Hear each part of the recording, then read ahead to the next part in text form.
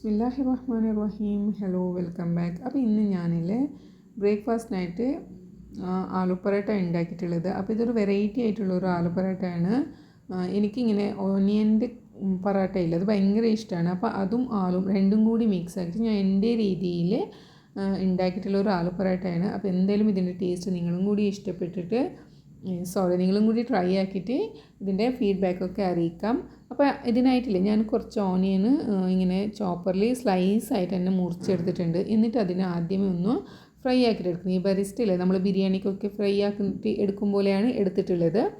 അപ്പോൾ ഇതിൽ ഞാനൊരു 4 ഉരുളക്കിഴങ്ങ് അതൊന്നും വേവിച്ചിട്ട് മാഷാക്കിയിട്ട് വെച്ച് കൊടുത്തിട്ടുണ്ട്. എന്നിട്ട് അതേ സൈസിലുള്ള 4 ഓണിയനും കൂടി നല്ലോണം ഒന്ന് ഫ്രൈ ആക്കിയിട്ട് അതിലിട്ട് കൊടുക്കുന്നുണ്ട്.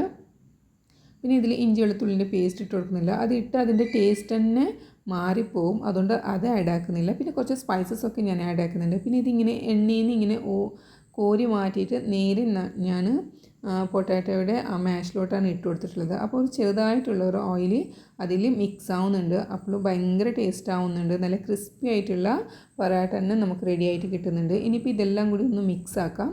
എന്നിട്ട് കുറച്ച് സ്പൈസസ് ഒക്കെ ആഡ് ആക്കുന്നുണ്ട്. ഞാനിപ്പോൾ എൻ്റെ കയ്യിലുള്ള സ്പൈസസ് ഒക്കെ എനിക്ക് ഇഷ്ടപ്പെടുന്ന സ്പൈസസ് ഒക്കെയാണ് ഇട്ട് കൊടുത്തിട്ടുള്ളത്. എല്ലാം ഒരു ഹാഫ് ടീസ്പൂണാണ് ഞാൻ ഇട്ട് കൊടുത്തിട്ടുള്ളത്. മുളക് പൊടി, മല്ലിപ്പൊടി, ഗരം മസാല, പെപ്പർ പൊടി, പിന്നെ അതുപോലെ തന്നെ ചിക്കൻ മസാല, മട്ടൺ മസാലയാണ് ഈ ബോക്സിൽ ഇട്ട് വെച്ചിട്ടുള്ളത്. അപ്പോൾ അതും കൂടി ഞാൻ ആഡ് ആക്കി കൊടുത്തിട്ടുണ്ട്. പിന്നെ നിങ്ങൾക്ക് വേണമെന്നുണ്ടെങ്കിൽ, നിങ്ങൾക്ക് ഇഷ്ടമാണെന്നുണ്ടെങ്കിൽ ഉലുവ പൊടിയും കൂടി ചേർത്ത് കൊടുക്കാം, കസൂരി മേത്തി ചേർത്ത് കൊടുക്കാം. ഇഷ്ടമുള്ള സ്പൈസസൊക്കെ ഇങ്ങനെ ഓണിയൻ ഇങ്ങനെ ഫ്രൈ ആക്കിയിട്ട് ഇടുന്നതുകൊണ്ട് ഇഷ്ടമുള്ള സ്പൈസസൊക്കെ ചേർക്കാം. അതിൻ്റെ മണങ്ങളൊക്കെ ഇഷ്ടപ്പെടുന്നവരാണെങ്കിൽ, വലിയവരാണെങ്കിൽ ഇതിൻ്റെ മണങ്ങളൊക്കെ ഇഷ്ടപ്പെടും. പക്ഷേ കുട്ടികളിരിക്കുമ്പോൾ കുറച്ചും കൂടി സൂക്ഷിച്ചിട്ട് സ്പൈസസൊക്കെ ആഡ് ആക്കേണ്ടി വരുന്നുണ്ട്. എന്നിട്ട് ഇതെല്ലാം കൂടി ഒന്ന് കൈ കൊണ്ട് തന്നെ ഒന്ന് മിക്സ് ആക്കിയിട്ട് എടുക്കാം. അപ്പോൾ അതവിടെ മാറ്റി വെച്ച് കൊടുത്തിട്ടുണ്ട് മിക്സ് ആക്കിയിട്ട്. ഇനിയിപ്പോൾ ഞാൻ മാവ് കുഴക്കുന്ന പരിപാടിയാണ് ചെയ്യുന്നത്.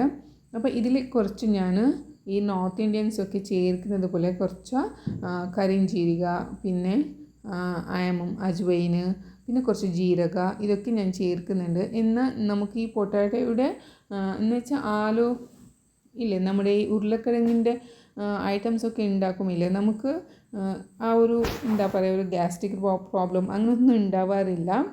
അപ്പോൾ ഇതിവിടെ മസാല റെഡി, മാവ് കുഴച്ച് റെഡി ആയിട്ടുണ്ട്. പിന്നെ പരത്താനുള്ള പാത്രം, ചുട്ടെടുക്കാനുള്ള തവി എല്ലാം കൂടി വെച്ച് കൊടുത്തിട്ടുണ്ട്. അപ്പോൾ ഇനി നിങ്ങൾക്ക് എങ്ങനെ വേണമെങ്കിലും ഇതിനെ ഫില്ലാക്കാം. ഇങ്ങനെ ബോൾസ് ആക്കിയിട്ട് അതിൻ്റെ ഉള്ളിൽ ഫില്ലിങ് വെച്ച് കൊടുത്തിട്ട് എന്നിട്ട് പരത്താം. അല്ലാന്നുണ്ടെങ്കിൽ 2 പൊറോട്ട ഇതുപോലെ ചെറുതായിട്ടൊന്ന് പരത്തിയിട്ട് അതിൻ്റെ നടുവിൽ കുറച്ച് മസാല വെച്ച് കൊടുക്കാം. എന്നിട്ട് വീണ്ടും ഒരു പൊറോട്ട വെച്ച് കൊടുക്കാം, മാവ് വെച്ച് കൊടുത്തിട്ട് അതിൻ്റെ സൈഡൊക്കെ ഇങ്ങനെ കവറാക്കിയിട്ട് കൈ കൊണ്ട് തന്നെ നല്ല സോഫ്റ്റായിട്ട് വേണം കേട്ടോ പരത്തിയെടുക്കാൻ. ഇങ്ങനെ റോളിൽ നിങ്ങൾക്ക് പരത്തേണ്ടെന്നുണ്ടെങ്കിൽ കയ്യിൽ തന്നെ ഇങ്ങനെ പരത്തിയെടുക്കാൻ പറ്റുന്നത്ര സോഫ്റ്റാക്കിയിട്ട് മാവ് കുഴച്ചെടുക്കണമെന്നേ ഉള്ളൂ ഇതിൽ. എന്നാൽ പൊട്ടിപ്പോവാത്ത പൊറോട്ട നമുക്ക് റെഡിയായി കിട്ടും.